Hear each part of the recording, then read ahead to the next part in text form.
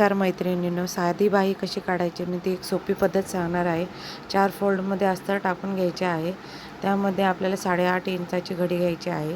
त्यामध्ये मला 10 इंचाची स्लीव्ज हवी, तर मी 10 इंच प्लस 1 इंच म्हणजे असे 11 इंचावर मार्किंग करणार आहे. 11 इंचावर मार्किंग करून एक सरळ रेष अशी ओढणार आहे.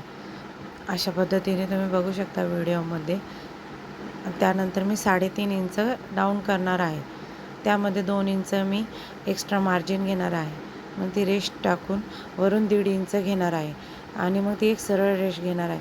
काही करायचं नाही, फक्त तिथं एक जिथं कॉर्नर आला आहे तिथे एक राऊंड शेप असा द्यायचा आहे आणि जिथे हळूच असे राऊंड शेप देत देत खाली पण कॉर्नरला राऊंड शेप द्यायचा आहे.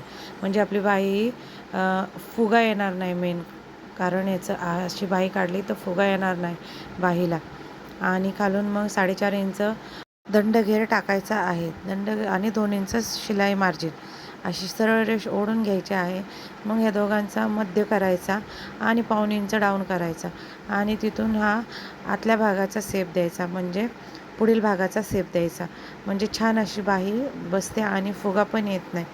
तर तुम्हाला कशी वाटली ही पद्धत? सोपी वाटली असेल तर नक्की ट्राय करा आणि अशा पद्धतीचे ड्राफ्टिंग करून बाही नक्की कटिंग करून शिवून पहा कशी बसते ते. तुम्हाला आवडला हा व्हिडिओ तुम्हाला आवडला असेल तर नक्की लाईक आणि सबस्क्राईब करा.